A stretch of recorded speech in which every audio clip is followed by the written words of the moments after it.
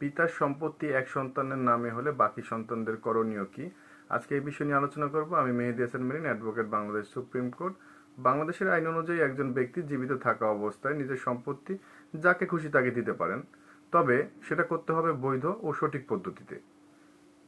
চলুন বিষয়টি ভাগ করে দেখি। যদি মৃত্যুর আগে সম্পত্তি ওসিয়ত করা হয়, মুসলিম উত্তরাধিকারী আইনে মৃত্যুর আগে সর্বোচ্চ 3/1 ওসিয়ত করা যায়।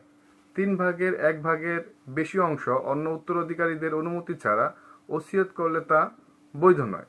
এই ক্ষেত্রে বঞ্চিত সন্তানরা আদালতে চ্যালেঞ্জ করে নিজেদের অংশ ফিরিয়ে আনতে পারবেন। এবার আসি, যদি দলিলটা সাদা কাগজ বা নন রেজিস্টার্ড দলিল হয়। সাদা কাগজ সাধারণ নোটারি স্ট্যাম্প বা আনরেজিস্টার্ড কোনো দলিল কোনো মালিকানা তৈরি করে না। এইসবের ভিত্তিতে মালিকানা দাবি করলে বাকি ওয়ারিশরা সহজেই মামলা করে বাতিল করতে পারবেন। এরপর আসি জরিপ, খতিয়ান বা রেকর্ডে নাম তোলা। জরিপের নাম থাকলেই মালিক হওয়া যায় না। এটি শুধু একটা প্রাইমা ফেসি প্রমাণ যে তার দখলে বা তার নামে একটা রেকর্ড হয়েছে। মালিকানা বিষয়ে যদি কোনো দ্বন্দ্ব থাকে, মালিকানা যদি সঠিকভাবে সে অর্জন না করে থাকে, পরবর্তীতে সংক্ষুব্ধ কোনো ব্যক্তি বা বঞ্চিত কোনো ব্যক্তি মামলা দায়ের করলে তার এই রেকর্ডীয় নাম বাতিল হতে পারে।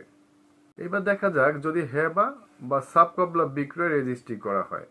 পিতা জীবদ্দশায় রেজিস্ট্রির দলিলের মাধ্যমে যদি হেবা বা বিক্রয় করেন, সেটা সম্পূর্ণ বৈধ। এক্ষেত্রে বাকি সন্তানেরা আইনগতভাবে বাধা দিতে পারে না, কারণ একজন ব্যক্তি তার নিজের অর্জিত সম্পত্তি বা উত্তরাধিকারী সূত্রে প্রাপ্ত সম্পত্তি নিজে বিক্রি করে ভোগ করতে পারবেন বা কাউকে দিয়ে দিতে পারবেন। এটা একান্তই তার ব্যক্তিগত বিষয়। এইভাবে হেবা বা যদি রেজিস্ট্রি সাবকবলা মূলে বিক্রয় করে ফেলেন, সেক্ষেত্রে কোনো সন্তান বা অন্য কোনো ব্যক্তিরও আসলে কিছু করণীয় নাই। যদি আইন বহির্ভূতভাবে ওসিয়ত করে থাকেন, সেক্ষেত্রে বঞ্চিত সন্তানেরা ওয়ারিশ সনদ সংগ্রহ করতে হবে। সংগ্রহ করে একজন দক্ষ সিভিল লয়ারের পরামর্শ গ্রহণ করতে হবে এবং বাটোয়ারা মামলা দায়ের করতে হবে। বাটোয়ারা মামলা দায়ের করলে সাক্ষ্য প্রমাণের ভিত্তিতে আশা করি বঞ্চিত যে সন্তানেরা আছেন তারা তাদের অধিকার ফিরে পাবেন। যারা যারা দেখছেন সবাইকে ধন্যবাদ। ভালো থাকবেন।